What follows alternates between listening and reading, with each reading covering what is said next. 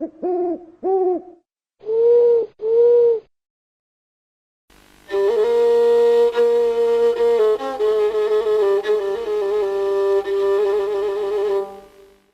άλωση της Κωνσταντινουπόλεως από τους Σταυροφόρους το 1204 ήταν από τις πιο σκοτεινές στιγμές της ιστορίας μας. Μέσα στο χάος των επομένων αιώνων, σκόρπιες ρωμαϊκές εστίες αντίστασης θα προσπαθήσουν να περισσώσουν ό,τι μπορούν από τα περασμένα μεγαλεία, μέσα σε έναν αγώνα επιβίωσης κατά εισβολέων από τη Δύση, την Ασία και τα Βαλκάνια, ανατολικά της βεβηλωμένης βασιλεύουσας, στις ακτές και τα βουνά του Πόντου. Γεννήθηκε και έζησε για 250 χρόνια το τελευταίο ελληνοορθόδοξο κράτος, η Αυτοκρατορία της Τραπεζούντος.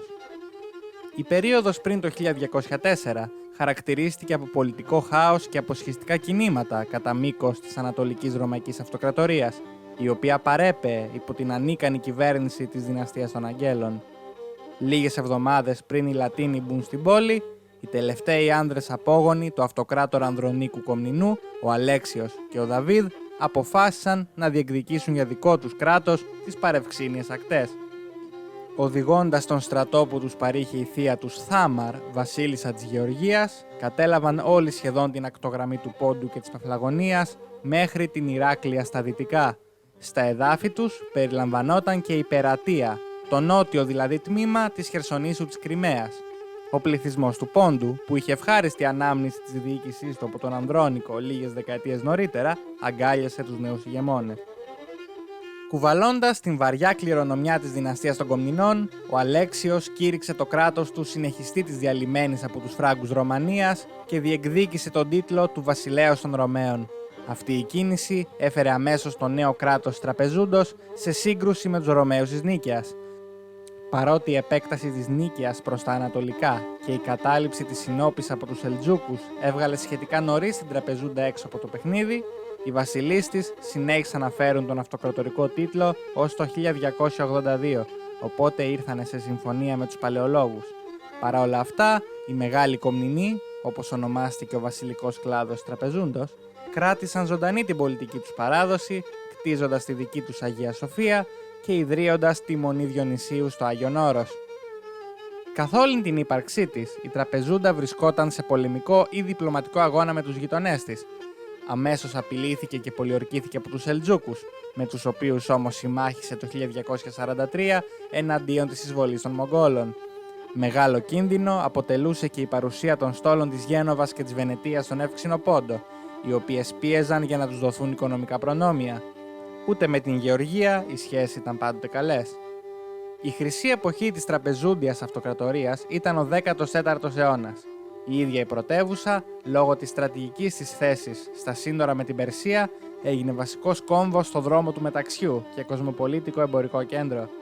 Η βασιλική αυλή συνάρπαζε με τη λαμπρότητά της, όπως και οι βασιλοπούλες της με την ομορφιά τους. Η Τραπεζούντα απέκτησε πολύ μεγάλη φήμη στη Δύση, αποτυπωμένη ως τόπος πλούτου και ευτυχίας. Η κατοχή του τίτλου του αυτοκράτορα της Τραπεζούντας ήταν άλλωστε μία από τις φαντασιώσεις του Δον Κιχώτη στο μυθιστόρημα του Θερβάντες. Ο βίος και η τελική πτώση της ποντιακής πρωτεύουσας απαθανατίστηκε σε αρκετούς πίνακες. Όπως και η Κωνσταντινούπολη και ο Μιστράς των Παλαιολόγων έγιναν κέντρα μάθησης και καλλιτεχνικής δημιουργίας, έτσι και η Τραπεζούντα των Μεγαλοκομνηνών συγκέντρωσε λογίους, φιλοσόφους και επιστήμονες γύρω από το θρόνο. Ανάμεσά τους ξεχώρισε ο κληρικός Γρηγόριος Χιονάδης, ο οποίος σπούδασε αστρονομία και μαθηματικά στην Περσία και μετέφρασε πολλά σχετικά συγγράμματα.